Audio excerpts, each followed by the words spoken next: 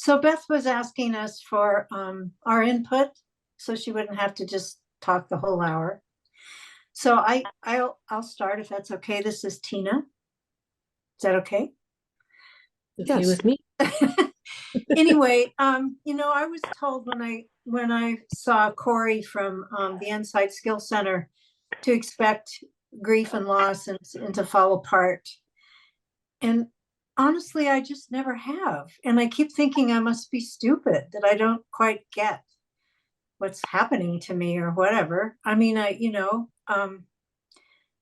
what happens if you never do? Or do you know what So I'm I would asking? say that's a good thing. Yeah. this is Beth, and there's a continuum or spectrum, if you will, when it comes to grief and how our grief is expressed. So on one end of the extreme, you have what is called the intuitive griever. And this is the person that will talk about their grief. They're emotional, they're going to cry, they're going to go to a support group. They're very outwardly expressive with their grief. On the other end of this extreme, you have the instrumental grievers, or the people that you would never know they're grieving, but they might throw themselves into working 14 hours a day, or they might garden, constantly, or they might build the urn that their loved ones' cremains are going to go in if you're talking about a human death loss. And there are some people that just they don't grieve, and there's nothing wrong with that. I think the people who don't grieve often either did some grieving more anticipatorily. So if they knew something was going to happen, they would grieve before that loss actually occurred. And some people are what we call very, very resilient, and they don't they don't grieve, and they don't need to grieve. And no matter where you fall on anything I just said, it's not wrong. It's just who you are and how you're wired. Well, my wiring's broke. No, it isn't. Okay, Oh, yes, it is. say more. This is Dean, by the way. Hi, Dean. I lost my sight overnight. Literally, I was driving one day, next day I was blind. It was that fast. And that didn't bother me so much. It's when I lost my nervous system that was where I lost everything else. The eyesight I can live with, but losing most of your nervous system really screws you up because it takes forever to figure out how you're gonna do things because you can't feel or touch things anymore. It's hard to grasp things sometimes. And then the loss of just not being able to go anywhere you want when you want sucks. Because now you have to plan it out ahead of time for it to happen. Mm. And when you first lose this, you have all this support around you. But then as time passes by, that support just kind of disappears along the way. Then it's the once a year phone call. Oh, how you doing? Do you need anything? Who cares? Once a year. Don't even bother calling me anymore. It's not worth it. So yeah, my nervous system is broke and I'm just struggling through that. So this is Beth, and you said a lot in that short time, and I appreciate everything you brought up. So I'm going to back up for just a second, because what you highlighted is what we call a lot of secondary losses. So not only did you lose your sight and your nervous system decided it was going to crash on you as well, that's the primary loss. But your secondary losses are now everything that you're having to adjust to as a result of that primary loss. So it takes longer to go anywhere because you've got to plan that out. How are you going to get there? Who's going to help with that? Because whether it's Access-a-Ride or Uber or Lyft or a friend or relative, you're still depending on somebody else to get you there. That's a secondary loss. And then the lack of support that occurs over time is so common. Everyone is there initially the first, week or month after a loss, whether it be our sight or a death or something. And then yes, the support does wane over time. So one thing that can help, there is a phrase that says grief rewrites your address book. And those of you that know me, you've heard this a lot, but I think it's really helpful to think about. So you look at your address book and you divide it into categories. An L for those who are really good at listening to you. Who can you call and talk to that will just listen and be there and be present with you? Not try to fix it, not try to problem solve, just listen. You put a T for task next to everyone's name who's good at helping you get things done, like running errands or picking up the kids after school or going to get the grandkids from something. Whatever those tasks are, you need some support with, helping you get groceries. You put an F for fun next to everyone's name who's really good at distracting you and taking your mind off things. So who can you play cards with, or go see a movie with, or go bowling with, or who's good at telling jokes and just making you laugh? And then you take an X and you X out everybody else in your address book, either temporarily or permanently, because you need to surround yourself with supportive people.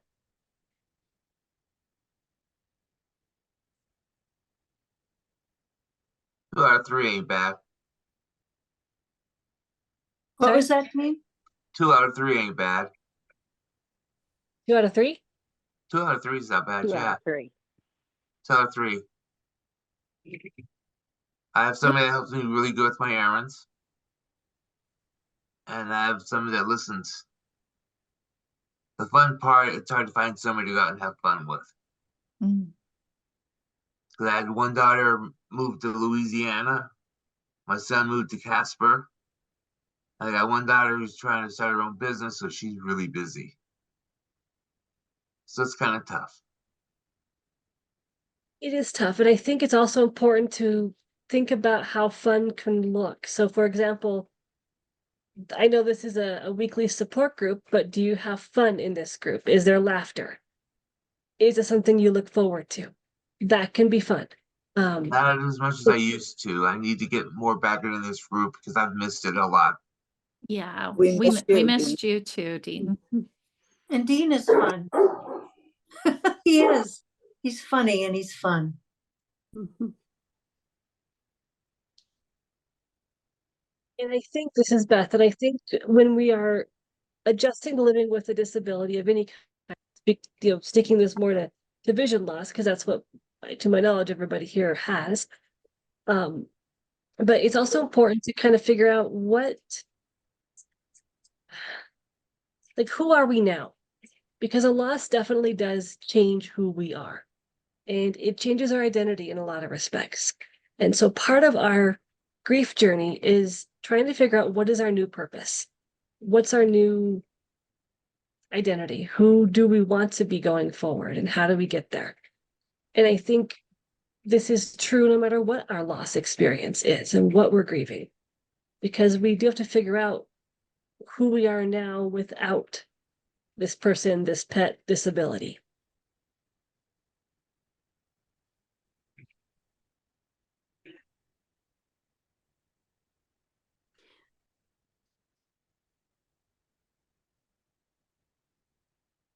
I think for me, this is Lori. I think for me, I was sort of stuck for quite a few years. I think my grief was manifesting as me being stuck and not being able to accept some of the changes I had to make to be able to function better in life.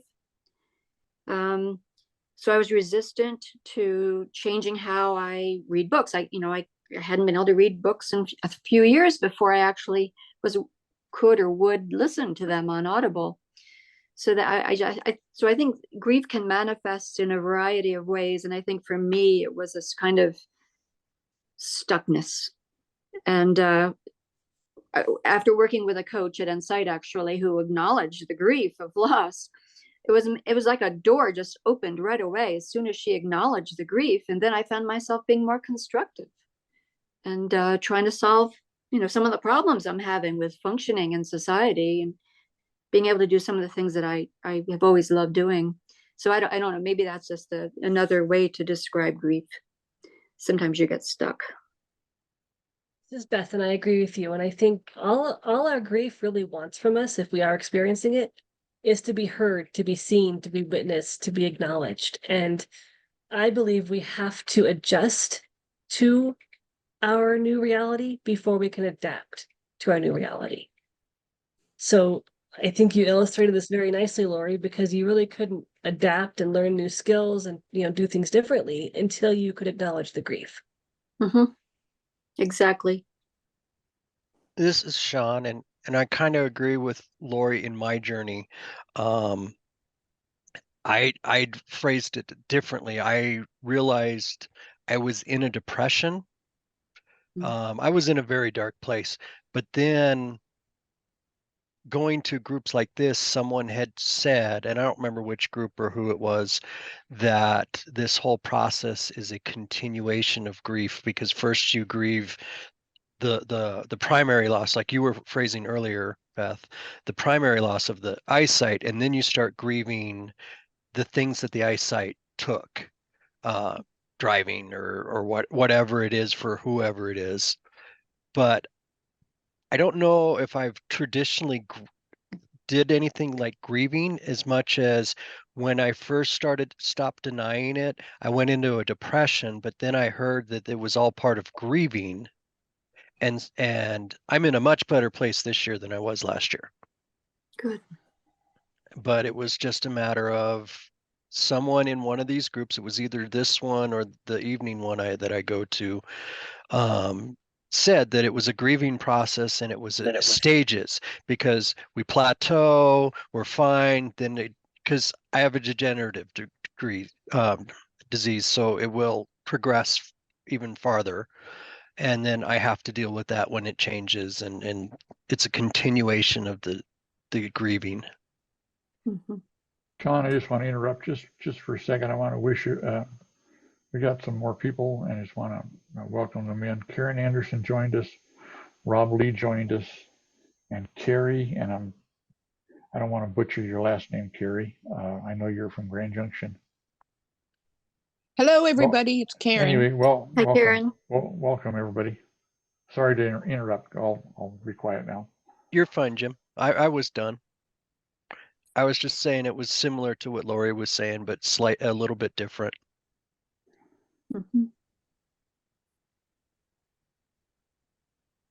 This is Beth, and I think both of you are right, and I think this highlights just again how different grief can look for each of us. And I'm not a huge fan of the stages theories that are out there, because I think there's way more to our grief journey than a set number of stages. There's actually another theory that I personally like a little better. It's called the dual process model of grief. And essentially, I'm going to way oversimplify it, but essentially it states that we go back and forth between orienting ourselves to the loss, so expending time with our grief, and orienting ourselves back to the present and to living and to moving forward. And it allows us to give our grief the outlet that it needs, but also then to focus on moving forward. So we kind of go back and forth between adjusting and adapting, if that makes sense. I do think the stages give a bit of a roadmap that we can look at that can kind of help us know what to expect with our grief. But I think there's a lot more to it. There's more than 5. Well, this is Carol Salisbury, and I experienced these stages. My eyes are good for a while. I mean, they're okay. And then there's more loss. And then I kind of get used to it. And then there's more loss, and I kind of get used to it. And there's more loss. And now it's to the point of the loss is every 2 or 3 days, and I don't have time to adjust in between. And it's been very emotional. I think the eye conditions that are more degenerative over time are really hard. I don't want to minimize anyone's experience, but I think when we are experiencing that constant decrease in vision loss over time, that grief is always in our face. We never get a chance to really adjust to one level before the next one hits us. Exactly. Excuse me. And I think it sort of creates this multiple loss effect. So I'm going to give a different example, hoping to illustrate this. But if you think about someone who experiences maybe the loss of a parent one year, loss of a sibling the next year, loss of their spouse the next year, that's multiple losses in a very short period of time. And you don't know what to grieve or how or who or when, because it's all a jumbled mess. There's no differentiation. It's all just this huge pile of loss. And I think that same experience is true when we continue to lose our sight over time. That grief just gets very compounded. And is there a solution? Talk about it with someone. Really work on kind of how, like, what is your grief outlet? How do you give your grief a voice? Do you write about it, talk about it, use music, use dance, use movement, you exercise it out? You know, what do you do to cope with your grief? Mhm. That's one way to work with it.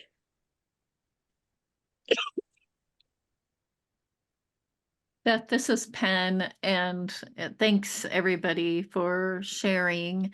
And I do think that we're all hungering or thirsting for answers. Like, you know, like Carol just said, what's the solution? And I do think that it is important that everybody knows that just like the grieving process is different for everybody, I think the solutions are also different for everybody, because what might work for me is not going to necessarily work for Karen Anderson or Jim. You know, it's could you share a little bit more, Beth, about what's out there that you know of that can, you know, where we can look at the different things? And I know you listed off a variety of things, but or do you have like more specific things that we could turn to? Sure. So it really depends on your style of coping.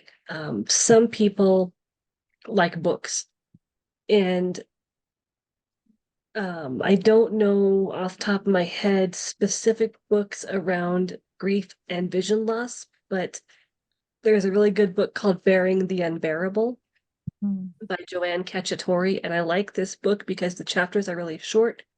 They're all about different aspects of grief and different types of loss, but they all end with some hope at the end of them, which I think is helpful when we're grieving. There is the Grief Recovery Handbook. It's an older book. I don't love how they talk about guilt in the book, but I like the book otherwise.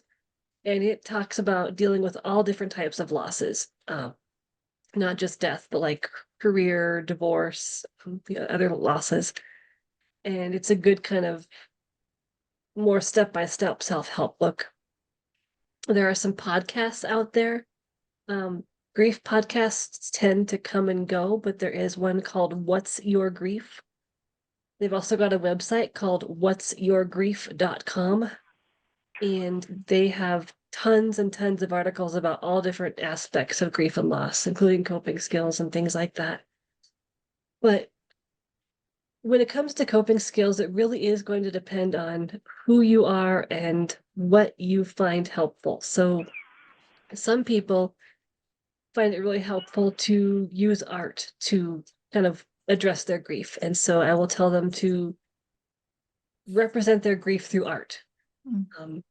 Or I will recommend writing a letter to your loss and just getting everything out that way. Because if we don't feel it, we're not going to heal. So we've got to find a way to feel and to get all that stuff out of our head.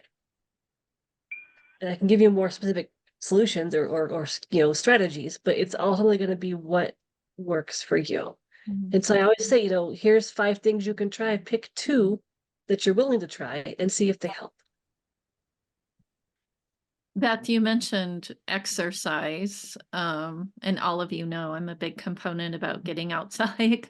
I kind of shove it down your throats. But I know that's definitely something that works for me, just even if it's just getting myself to go walk around the block. But if I can, have the access and get myself to actually do a hike, is there a correlation of being outside, kind of pushing yourself a little bit outside to the way the brain might shift chemically, that's helpful? I think the bigger correlation that I'm aware of is just being in sunlight and being in nature Mm. causes a chemical shift in our brain. So, one of the common things we'll say is just go outside and get even just a few minutes of sunlight. Go be in the sun, be in nature, because that will help with depression.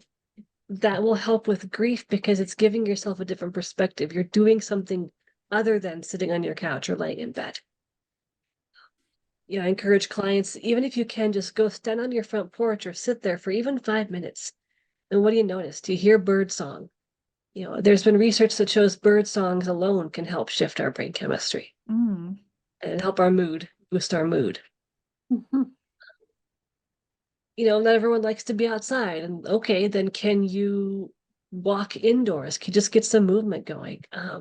Find some favorite music and dance if you can do that. But really being in nature, even if we're in the middle of a city, being outside and listening to the birds and the wind, and that's helpful. I have a question for Beth. Who's that? This is Matt from Aftersight. What do you know about sound and music therapy? I'm not an expert in that, so I don't quite know what your question is Well- necessarily, but I do know that there's research that shows like different sound frequencies can be very healing. I don't know what those are off the top of my head, but No, I didn't expect you to come up with specific technical points about it, but your observations has that helped people get through the grieving process? absolutely. And I think depending on your musical preferences, everyone has different tastes in music, but there are lots of songs out there in every genre that are written as a result of a loss that someone has turned into a song or a piece of music. And I think music can often be the vehicle for us to express emotions. So not everybody has to cry when they're grieving, but sometimes hearing a song will make you cry, or hearing a song or smelling a scent or anything that's going to be involving our senses can bring us back to a certain place and time. Yeah, it's And called Bob Dylan. Makes me cry every time. Oh, Guy there's a good cannot example. sing. Damn, can't sing. There's a good example. But I think music also with the lyrics of a song or just the emotionality of it can help us with our grief. Oftentimes musicians and artists can say things we can't find the words for. Mm. And Beth, this is Penn. Could you talk a little bit about the eye movement therapy that you do? Because you mentioned it it's been over a year ago, but I think we have a lot of new people that might not be familiar with that technique.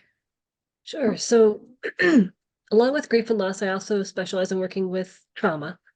And eye movement desensitization and reprocessing, or EMDR, is one form of therapy that can help individuals who are still experiencing a lot of current impacts because of their past traumatic events.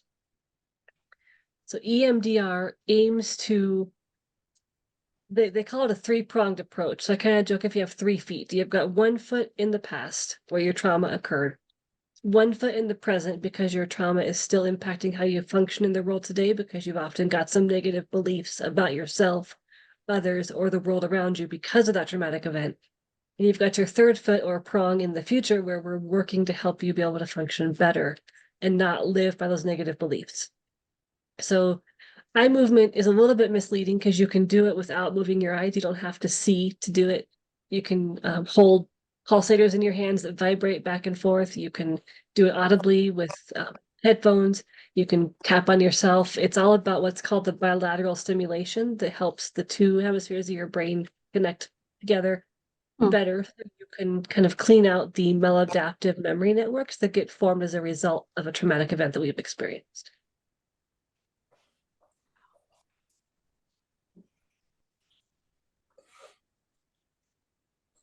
Does anybody have any questions about EMDR?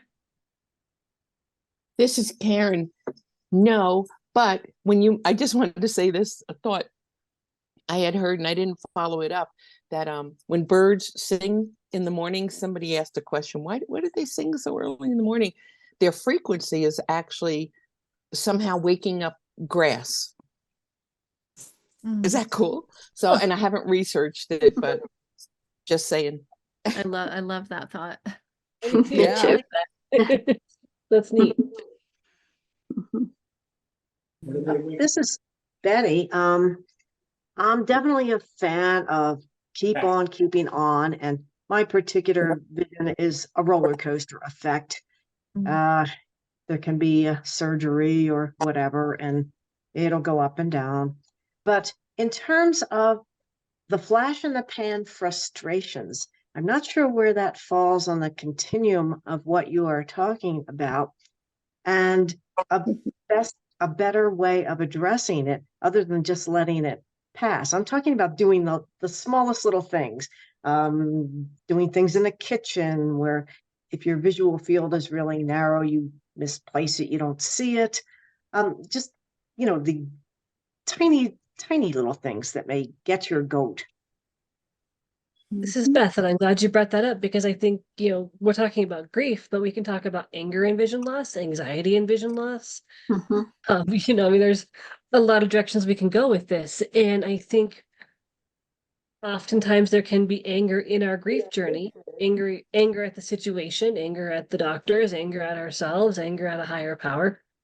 And I think with those little frustrations, it's a couple things. It's about having some compassion for ourselves that, yeah, we do things differently now. Yes, we're going to miss things. It's that compassion around, yes, things take longer and that sucks and we don't like it. So it's having self-compassion, and it's also being able to maybe create more space or create more time to do a task, knowing you will get faster each time you do it. It's about creating systems in place ahead of time so that in time, again, things will be more smooth and streamlined because you've got your system in place. So it's almost like we have to slow down to go faster.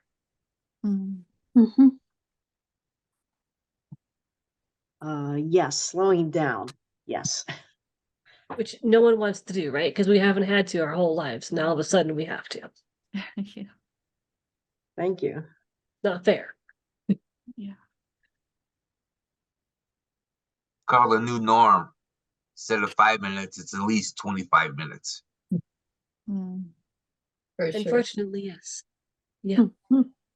I think getting our significant others on board with the slowing down part and the new systems part can be a challenge, because sometimes I find that I'm coping fine and I understand I have to do things more slowly. And my husband's crossed the street or done something, and I'm thinking, what is he thinking or not thinking? I mean, seems like I have to remind the special people in my life that we have to slow down or I'm going to fall, or, This is Beth, and when I work with clients, I often will I'm not a couples therapist, but I will do some joint sessions with the significant other and the client, because usually I'm working with the clients with the vision loss, although I'll work with either one, but I bring the other person in and we have some conversations around how is the vision loss impacting not just each of you individually, but how is it impacting your marriage? Because it does. It impacts our relationships, and it's not often talked about. The person who has sight doesn't often talk about how it impacts them. And I think if we can have those hard conversations and talk about strategies and communication and ways to make things smoother, then all of us are feeling less frustrated. Mm-hmm. You should put some lemon juice in your Beth, this is Penn. Do you have how do you advise not just couples, but maybe coworkers or children about those of us that are going through our lot? Like I know with me personally, I've been with my husband for 35 years, and I feel like he still doesn't grasp what I can see and can't see. you know, so he will move. I feel like it's constant. I'm sure it's not, it just feels but constantly moves things. And I know he's not disrespectful, but what's some of the advice like instead of just strangling them, because that's not probably the best way, but how can we get people on board, like Lori said, or like what can we say to those people? Yeah, so I'm a firm believer in is there any way, and I don't want to have the person like be have pity for us or anything, but I'm a firm believer in can we help you see what I see just for a few minutes? So are there vision simulators you can wear? And is the person willing to wear them? Just to get an idea. I think that can help. It's not going to stick, unfortunately, but it helps. I think it's important to say, you can see, all the way over here. Well, here's as far as I can see. Like just kind of giving examples and having them stand with you and trying to explain, you see this person's whole face. I only see half of their face. Here's where it cuts off for me. And it is a lot of constant reminding. It is frustrating. I joke that, my dad's known me my whole life, and he still leaves cupboard doors open. Doesn't close them behind him. And I'm just like, do you forget? I mean, I guess it's a compliment, but it's getting kind of painful, Yeah. But I think it's a lot of these conversations around like, I know you don't mean this intentionally, but I'm really frustrated because I feel like we're having the same conversations over and over again. How can I help you understand what I can see? Or how can I explain to you, or what do you need? What do you need from me to understand this better?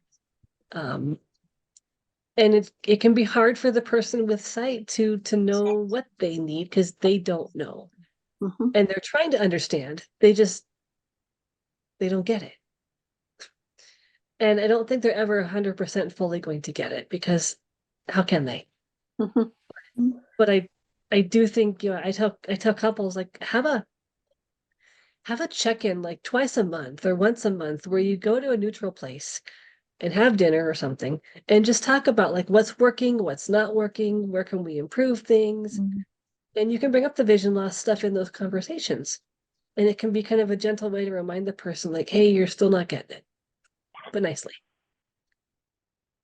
That's great. This is Robert Penn in regards. I've been married 25 years and or in my relationship for 25 years. And there is these conversations that we've had over the years of this is the way I think we should do things. This is the way I want to organize. This is the way we should do our house. This is the way this process should go. And then I would go off to work and come back home and go, nobody likes my suggestion. Nobody likes to run the system my way, right? And so what it's come down to is this compromise and negotiation of let's create a solution together, or you create a solution that I can live with. There's the conversations about, okay, here's my stuff. I'm putting it on this tray and I'm setting this tray down in my spot, and this is my stuff. Don't touch my stuff. Don't move my stuff, right?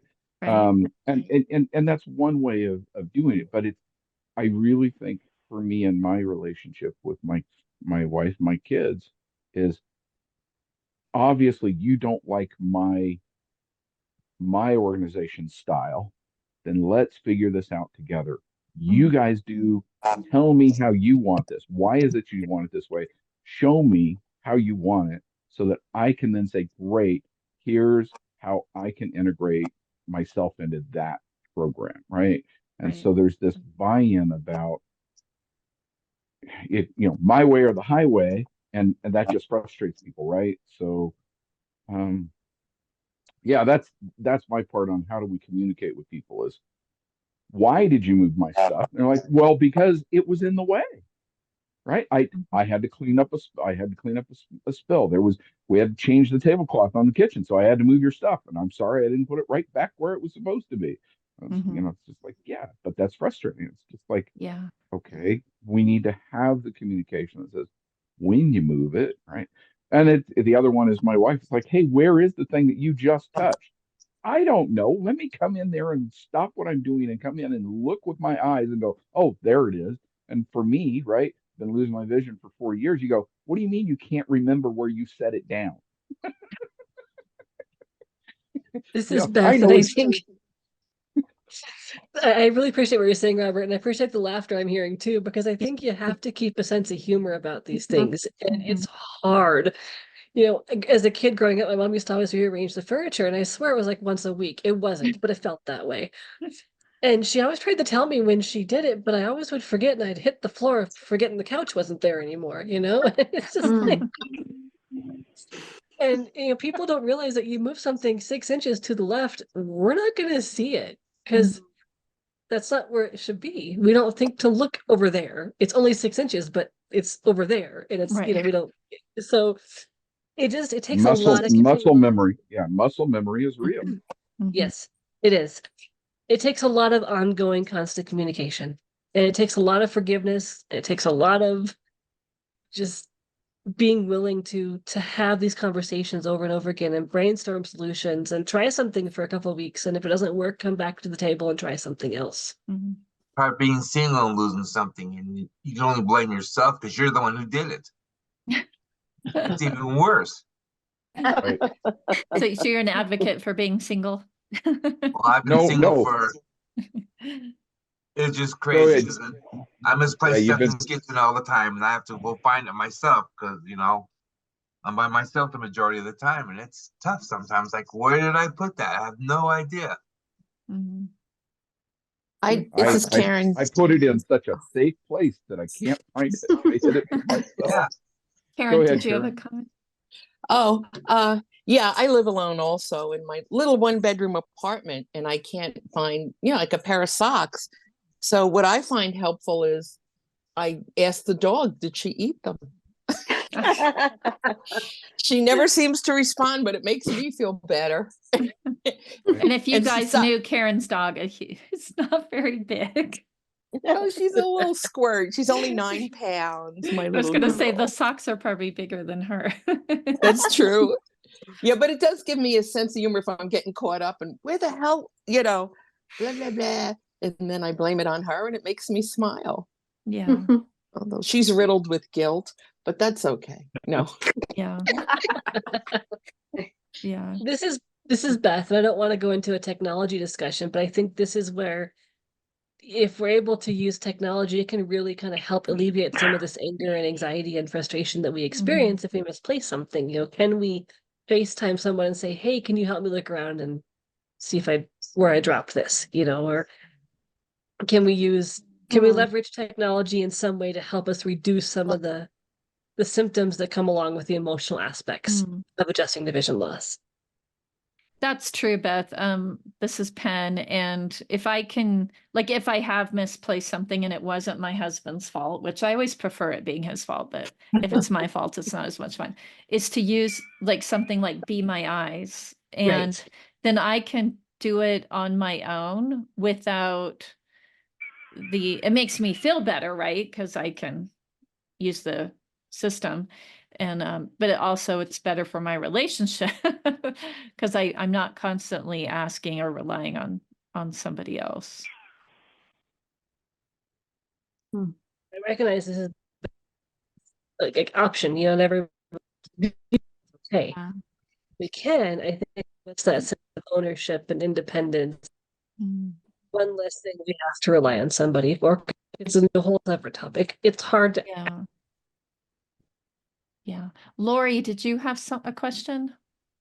I just didn't respond. I think we can grieve that loss of independence. And I think if we can just find, ways to have agency, it's empowering. And I think that it helps assuage some of the grief.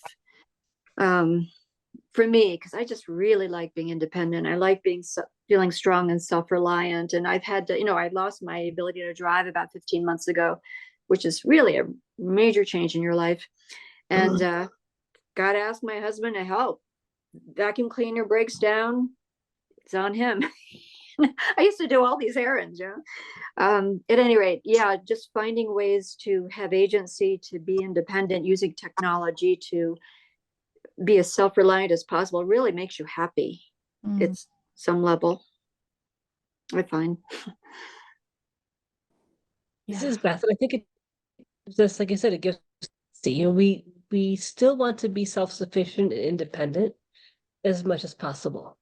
And I think that's another thing that we tend to grieve if we aren't able to be as independent. We lose our freedom, we lose our independence. As maintain or regain, that's important.